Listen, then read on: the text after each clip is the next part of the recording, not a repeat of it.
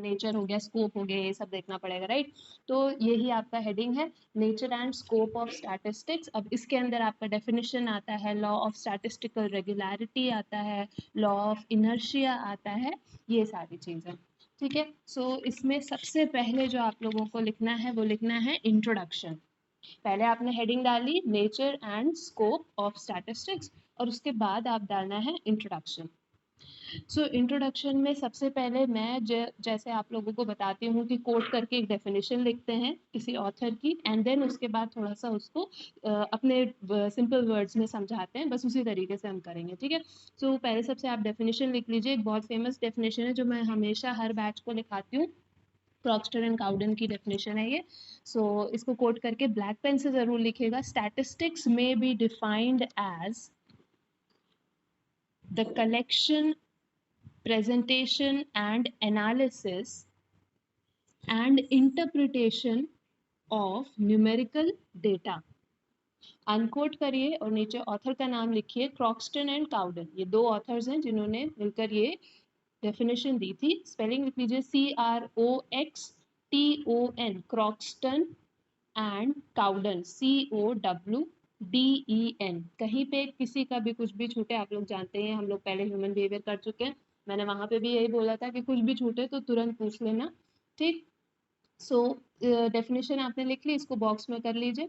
अब ये डेफिनेशन क्या कह रही है इसको थोड़ा सा डिटेल में समझते हैं। तो स्टैटिस्टिक्स जो एक सब्जेक्ट है, एक फील्ड है, वो बेसिकली आपका रिसर्च में यूज होता है। जनरली रिसर्च जब भी होती है तो उससे पहले स्टैटिस्टिक्स आता है। अब जैसे मान लीजिए इसी का हम एक एग्जांपल ले लेते हैं, सेंसस जो होती है, जनगणना होती है इंडिया में, उसके बारे में तो सभी को पता होगा। तो वो जो सेंसस है वो एक तरीके की रिसर्च है ना, डेमोग्राफी की रिसर्च है, इंडियन डेमोग्राफी की रिसर्च है। अब उसको एनालाइज और उसको इंटरप्रेट करने के लिए हम स्टैटिस्टिकल टूल्स यूज करते हैं। हम स्टैटिस्टिक्स की मदद से जनगणना को पहले फॉर्मुलेट करते हैं, पहले हम डेटा कलेक्ट करते हैं, फिर उसके बाद उसको प्रेजेंट करते हैं, फिर एनालाइज करते हैं और इंटरप्रेट करते हैं, and then finally we publish, we मतलब government of India publish it into the public. तो ये क्या हो रहा है, आप एक प्रोसेस से चल रहे हो, it's a step by step process. आप जैसे अब अगर हम लेमन लैंग्वेज में आपके बेसिक लेवल पे अगर मैं समझाऊं इसको, तो इसका एक एग्जांपल लेते हैं। मान लीजिए कि बैच 2020, ठीक है, आप लोगों का बैच 2020 है ना, तो 2020 बैच का रिजल्ट कैसा गया, इसको हमें एनालाइज करना है, ठीक है, इसको चेक करना है कि कैसा गया, कितना परसेंटेज गया, क्या हो। तो इसको जो हम चेक करेंगे तो वो स्टैटिस्टिक्स की मदद से करेंगे, पूरा प्रोसेस यूज करेंगे, उसकी मदद से करेंगे। बहुत ध्यान से सुनिएगा, ठीक है। अगर आपको बेसिक समझ में आ जाएगा तो आप आगे, क्योंकि सब कुछ इंटरलिंक्ड है ना, अगर बेसिक ही में गड़बड़ी हो जाएगी फिर आगे का कुछ नहीं, सब गोल हो जाएगा। तो स्टैटिस्टिक्स का अब जैसे जो हमने एग्जांपल लिया कि इस बैच के हमें परसेंटेज एनालाइज करना है, उसको हमें चेक करना है कि क्या परसेंटेज रहा, बच्चों का कैसा परफॉर्मेंस रहा, ये सब चीज़ें। इसको हम कैसे करेंगे, इसको हम सबसे पहले स्टार्ट करेंगे कलेक्शन ऑफ डेटा से। यानी कि परसेंटेज चेक करने के लिए और परफॉर्मेंस चेक करने के लिए बच्चों की, हमें सबसे पहले तो रिजल्ट चाहिए होगा हर बच्चे का, राइट। तो रिजल्ट हम कहाँ से लेंगे, कलेक्शन हम कहाँ से करेंगे। कलेक्शन दो तरीके से होता है, एक होता है प्राइमरी डेटा से और एक होता है सेकेंडरी डेटा से। प्राइमरी डेटा मतलब जो पहली बार डेटा निकाला गया हो, यानी कि हम फेस टू फेस या किसी और तरीके से मेल से या क्वेश्चनर से हम पहली बार डेटा निकाल रहे हो, इससे पहले वो डेटा नहीं हो, ठीक है। और सेकेंडरी डेटा वो डेटा होता है जो पहले से एग्जिस्ट करता हो डेटा, हम उसको अपनी रिसर्च के लिए दोबारा यूज कर लें। यानी कि न्यूज़पेपर से ले लें या पुराना कोई जर्नल हो उससे ले लें, गवर्नमेंट के रिकॉर्ड्स होते हैं है ना, उनसे ले लें। ये सब होता है सेकेंडरी डेटा।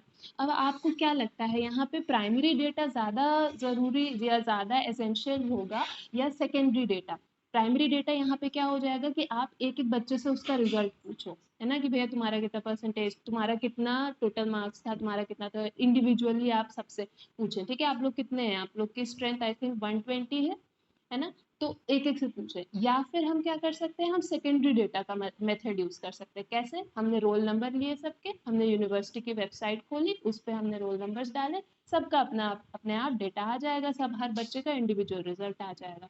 हम ये भी कर सकते हैं। ठीक है, तो बेटर कौन सा इस स्टेज में कौन सा बेटर रहेगा? जरूरी नहीं कि हर बार प्राइमरी डेटा अच्छा हो या दूसरी बार सेकेंडरी डेटा अच्छा हो। Depending upon the situation and depending upon the type of research and type of problem, आपका टाइप ऑफ कलेक्शन काम आता है। ठीक है, यहाँ पे सेकेंडरी डेटा हम यूज करेंगे, हम डेटा निकाल लेंगे, परसेंटेज और रिजल्ट निकाल लेंगे हर एक एक बच्चे का।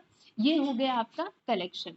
कलेक्शन के बाद देखिए आपकी जो दूसरी वो है पॉइंट है, वो है प्रेजेंटेशन। ठीक है, अब प्रेजेंटेशन का मतलब क्या है कि आपने डेटा, रॉ डेटा को निकाला, अब उसको आप प्रेजेंट करोगे एक ऐसे फॉर्म में जिसको पढ़ना आसान हो जाए, है ना?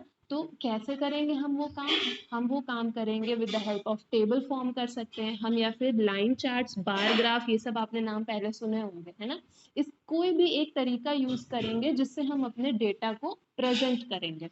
जैसे फॉर एग्जांपल मान लीजिए कि अगर हमने डेटा निकाला बच्चे का, निधि का हमने परसेंटेज या मार्क्स निकाले, फिर हमने आंचल के निकाले, हमने अश्विन के निकाले, कल्पना, खुशी, मीना, सबके निकाल ली। अब हम उसको एक डेटा में कैसे लाएंगे? हमने टेबल फॉर्म बना दिया, सबसे ऊपर लिखा स्टूडेंट नेम पहले कॉलम में, दूसरे कॉलम में लिखा फादर्स नेम, इसी तरीके से होता है ना। फिर तीसरे में लिखा हमने सब्जेक्ट्स और चौथे में लिखा टोटल परसेंटेज। अब सबका हमने डेटा इस तरीके से एक टेबल में बना दिया।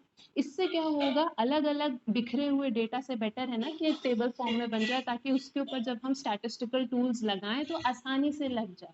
So this is your presentation. ठीक, यहाँ तक आप लोग